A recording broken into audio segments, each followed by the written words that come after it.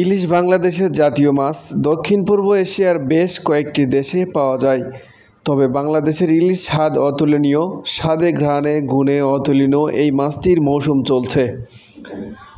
গত কয়েক বছর ধরে এই মৌসুমে দেশ থেকে ভারতে উপহার হিসাবে ইলিশ পাঠানো হলেও এবার পাঠানো হচ্ছে না এই মাছটি।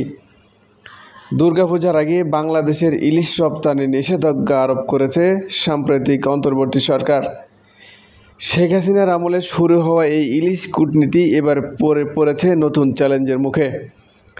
মৎস্য প্রাণী সম্পদ মন্ত্রণালয়ের উপদেষ্টা ফরিদা আক্তার বলেন, আমরা ইলিশ রপ্তানি করার অনুমতি দিতে পারি না যখন আমাদের নিজেদের লোকজন এগুলো কিনতে পারে না।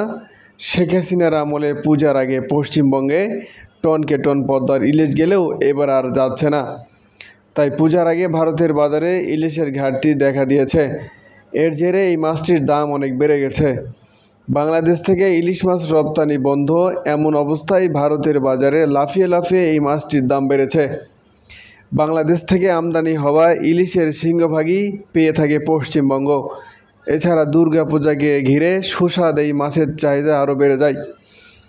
যদিও ইলিশ মাছটি দক্ষিণ পূর্ব এশিয়ার বেশ কয়েকটি দেশে পাওয়া যায়, তবে বাংলাদেশে ইলিশের স্বাদ অতুলনীয়। আগামী অক্টোবরে দুর্গাপূজা হবে, তার ঠিক আগ মুহূর্তেই ভারতের এই মূল্যবান মাছটি রপ্তানি নিষিদ্ধ করেছে অন্তর্বর্তী সরকার। যদিও বিশেষ এই সময়ে খিচুড়ির সঙ্গে ইলিশ খেতে পছন্দ করে কলকাতার বাঙালি বাবুরা। তবে বাংলাদেশের সরকার ইলিশ রপ্তানি নিষেধাজ্ঞা দিলেও ভারতের মাছের বাজারে এখনও পাওয়া যাচ্ছে পদ্মার ইলিশ।